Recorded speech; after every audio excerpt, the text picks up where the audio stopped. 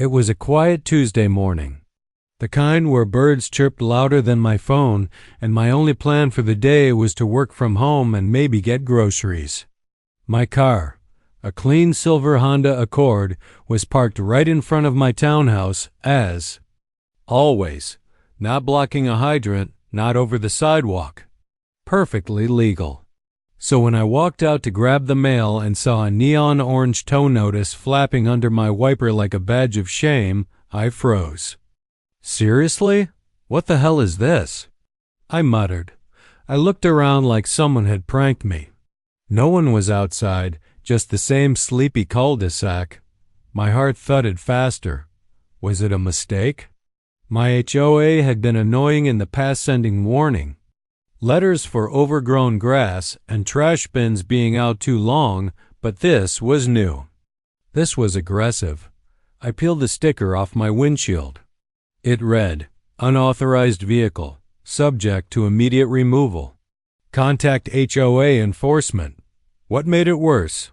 It was signed with a smug little smiley face and the initials, BSO.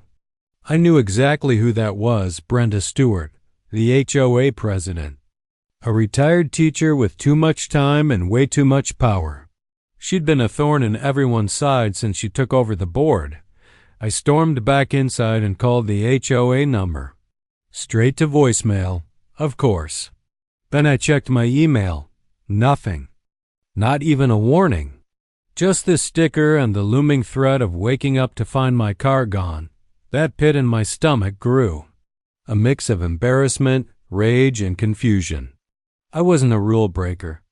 I wasn't some reckless neighbor who left junkers in the street. I followed the rules, at least I thought I did. Why target me? I said out loud, then I remembered. Last week I'd spoken up at the HOA meeting. Just a simple suggestion: install some community garden plots. Brenda shut it down immediately, citing aesthetic concerns. I hadn't pushed back, but maybe just asking had put me on her list. I decided to investigate before reacting emotionally. I walked up the street to chat with Tom, my neighbor 2 doors down, who also had a street-parked truck. "Hey, Tom, you ever get one of these?" I held up the sticker. He squinted at it, then whistled. "Nope. And I've had this old beast parked out here for years. They're saying my car is unauthorized. It's registered, insured. I live here." "Sounds like Brenda's bored again," Tom chuckled. "You probably ticked her off somehow." That only made my blood boil more. The idea that she was targeting people over personal vendettas, hiding behind HOA policy, it was petty, and it was wrong. Back home, I paced my living room. This wasn't just about a sticker. This was an attack on my integrity. On my right to exist peacefully in the place I paid HOA fees for every month. That's when I pulled out the bylaws binder every resident was given when they moved in. Most folks never read it. But I flipped straight to the parking section. According to the rules, as long as a vehicle was operable, registered, and not blocking traffic or parked for more than 72 hours in the same spot, it was fine. "Well, guess what, Brenda?" I said through gritted teeth. My car was parked for 10 big hours. I took a picture of where it was parked, time-stamped it, printed it out. Then I typed up a formal complaint and sent it to the board email, CCing every HOA member I could find. But deep down, I knew that wouldn't be enough. Brenda wasn't the type to apologize. She was the kind who doubled down, who'd probably respond with some obscure rule or even move the goalpost just to make a point. And I was right. 2 days later, I received a certified letter in the mail from the HOA office.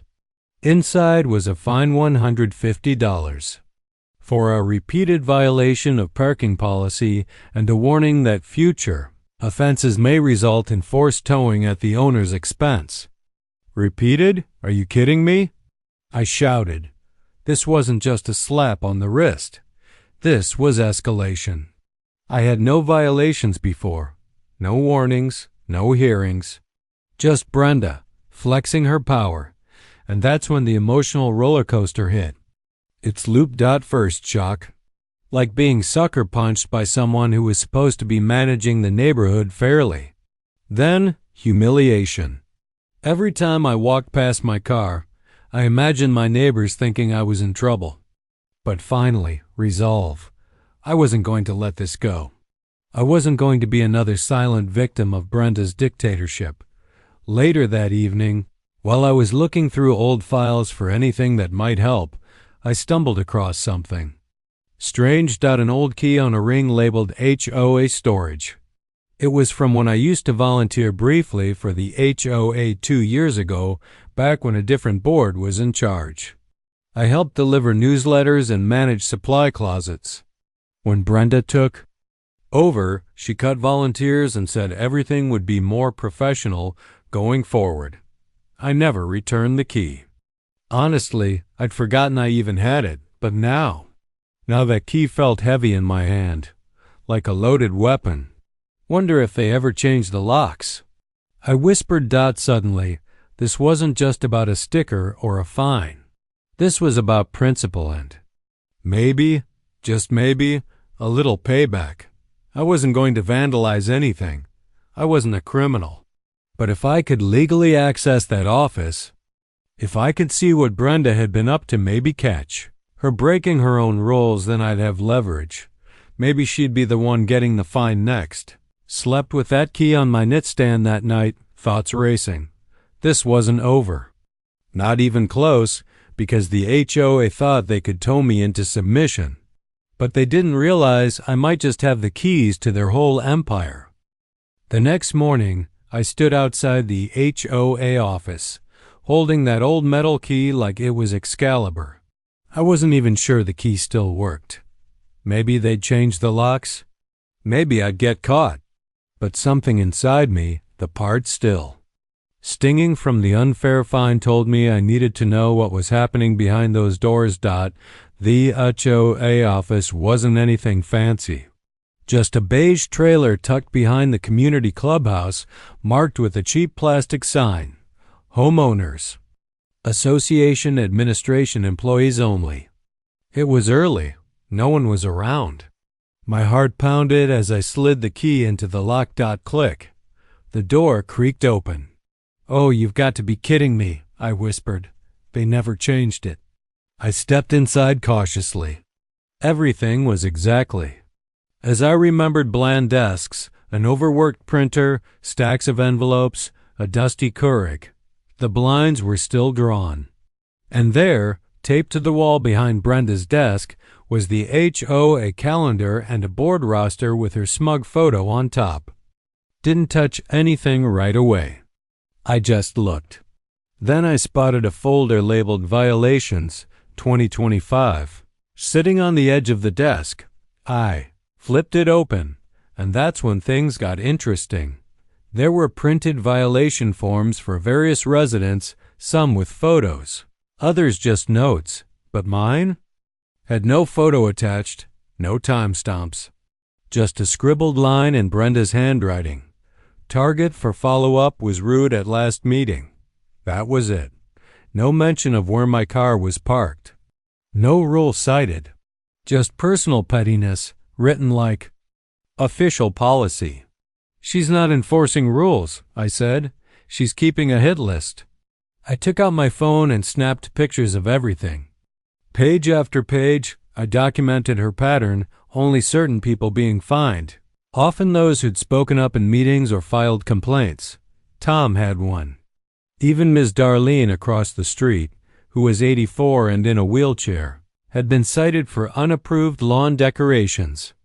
That's when I decided this wasn't just going to be a complaint anymore.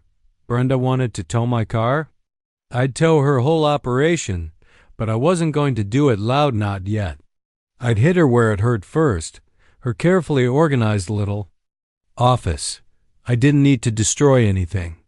I just needed to nudge the chaos. I unplugged the Wi-Fi router and moved it behind a file cabinet. I rearranged the labels on all the keys hanging in the back. I turned the printer's language settings to German. I even changed the voicemail greeting to Hi, this is Brenda from the HOA. Sorry, I'm currently busy micromanaging the neighborhood. Please leave a message. Childish? Maybe, but satisfying? Incredibly, the next HOA meeting was just 2 days away. I made sure to show up early, looking calm and innocent. Brenda, on the other hand, looked flustered. Her hair was frizzy, and she clutched her tablet like it had betrayed her. "We've had a few technical difficulties," she said to one of the other board members. The meeting began like usual, with Brenda droning on about bylaws and upcoming dues. Then came the section for public comments. I stood up. "I'd like to speak about a parking violation issued to me last week," I said. "It was unjust, and after reviewing the community guidelines, I found no basis for it." Brenda tightened her lips. "If you received a violation, it was likely warranted." "I have reason to believe it was personal," I replied, coolly. "In fact, I've seen documentation that suggests some residents are being targeted unfairly." The room went quiet. She tried to wave me off. "Sir, you have no access to internal documentation." "Actually," I said, holding up my phone, "I do." I passed it around. Screenshots of the target note. Other violations with no legal basis. Faces in the room changed. A few. Gasps. One neighbor whispered, "She wrote that about Darlene?" Brenda's voice rose in panic. "You broke into our office? That's trespassing. That's a crime." Now here's where the twist happened. I looked her straight in the eye and said, "No, Brenda. I used my volunteer key from when I served on the HOA in 2023.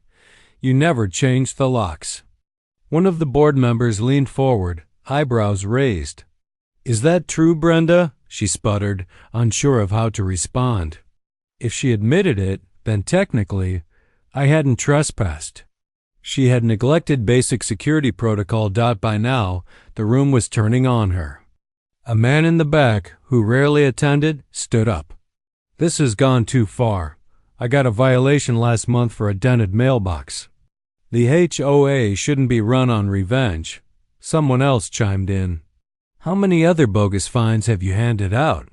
Brenda tried to salvage the moment. "If anyone has concerns, they can follow the proper procedure." But I cut her off. "Brenda, what about your car being parked in the red zone by the clubhouse last Thursday?" She froze. "I have pictures."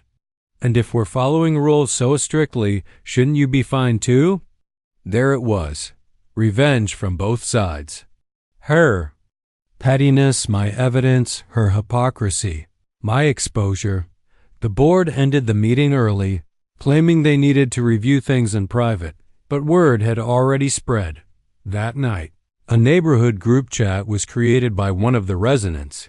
People started posting their own violation letters.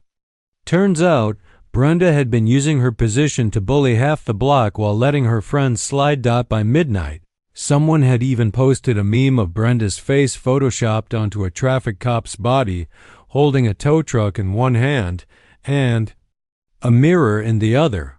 Emotionally, I felt a mix of adrenaline and peace. Adrenaline, because I knew this wasn't over. She tried to retaliate somehow. Peace, because for once, the tables had turned. I wasn't just the guy who got towed. I was the guy who walked into the HOA office and found the skeletons in the filing cabinet. And if Brenda thought that was the end of it, well, she hadn't seen part 3 yet. For about a day, I thought it was over. The meeting had gone sideways for Brenda. The board looked embarrassed and the neighborhood was buzzing with screenshots and HOA horror stories. I figured she'd quietly step back or maybe issue a forced apology. But I underestimated her pride and her pettiness. The next morning, I woke up to a certified letter taped to my door. Not mailed, taped. Like some twisted message from a mob boss. Inside, it read, "Dear resident, due to multiple policy violations, unauthorized entry into HOA property, and defamation of board leadership, your privileges as a community member are suspended. Further action is pending. Brenda Stewart, HOA President. Suspended? What did that even mean? I called the clubhouse to reserve the grill area for my niece's birthday party. Sorry, the woman said. Your account has been flagged. You're not eligible to reserve community amenities at this time. She sounded awkward, like she didn't want to be the one saying it. Brenda had already moved. I checked my mailbox. My HOA account portal was locked. I got an email later that afternoon, pending investigation. Brenda was trying to turn the entire HOA system against me. Oh, so that's how you want to play. This? I said aloud. The gloves were off now. She was using rules as a weapon. But I had something she didn't, an entire neighborhood full of people she'd already messed with. And proof that her so-called policies were built on shaky ground.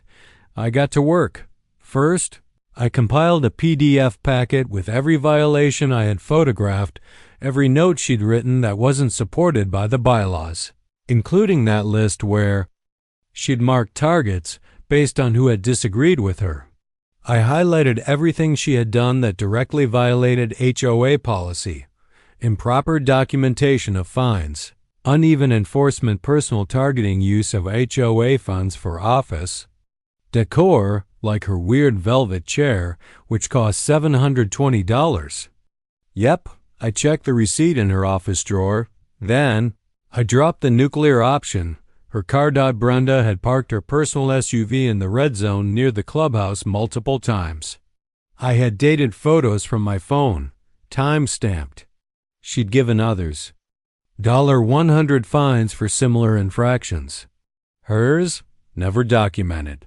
Never cited. I created a Google Drive link with everything and posted it in the newly created Neighborhood Watch Facebook group titled, "Is our HOA President Above the Rules?" Within 2 hours, it had over 60 comments. That's my fine. I remember this. Wait, so she's been using HOA money for her own furniture? How do we call a vote to remove her? That night, I sat on my porch as people walked past, waving, giving nods, even thumbs up. I didn't feel like a hero, but I definitely wasn't the villain she was trying to paint me as anymore. Then, around 10 p.m., I got a message from a neighbor I didn't know well, Rachel, a former HOA board member who had quit a few months after. Brenda took over. Her message read, "Hey, you might want to know this. Brenda's been hiring her nephew to do repairs around the neighborhood and submitting inflated invoices. I have screenshots. Interested?" Oh, I was more than interested. The next morning, I printed out everything, the photos, the messages, the fake repair invoices, and walked straight into the community clubhouse during open office hours. Brenda was there, looking smug behind her desk, typing on her laptop. I walked up and calmly placed a folder in front of her. "You really should be careful where you park, or how you spend HOA funds, or who you threaten." She didn't even look up. "You're in violation of multiple policies," she said. "I've already spoken to legal counsel." "Good," I said, "because you'll need one." I pulled out a final sheet, a signed petition to call a special board meeting to vote on removing Brenda Stewart as president.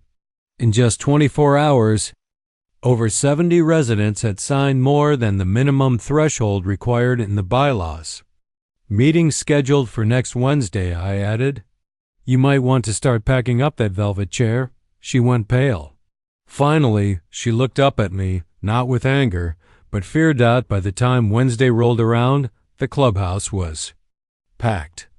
More people showed up than I'd ever seen at a board meeting. Residents stood in the back, lining the walls. Phones were out. Everyone had seen the documents. Everyone knew. Brenda tried to spin it. She claimed it was all a coordinated smear campaign. She said I had broken into the office and manipulated files. She even accused me of intimidating her, but it was too late. The evidence was overwhelming. And the community was tired. When it came time to vote, it wasn't even close. Brenda Stewart, removed from office. Motion passed, 76 in favor, 5 opposed. One of the board members, an older man named Harold, who had been quiet during the last meeting, stood up and said, "From now on, violations will require photo documentation, board approval, and a review period.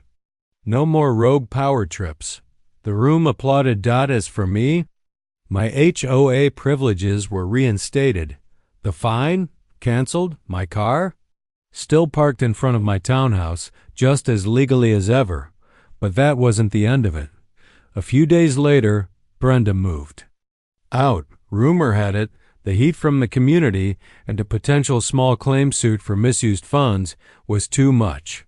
She left behind that velvet chair and the office key taped to the door with a note that read, "Hope you're happy." I was, but more than that, I was proud, because this wasn't just about revenge. It was about standing up to people who weaponize power, about exposing hypocrisy, about reminding every HOA tyrant that homeowners aren't their subjects, we're their neighbors.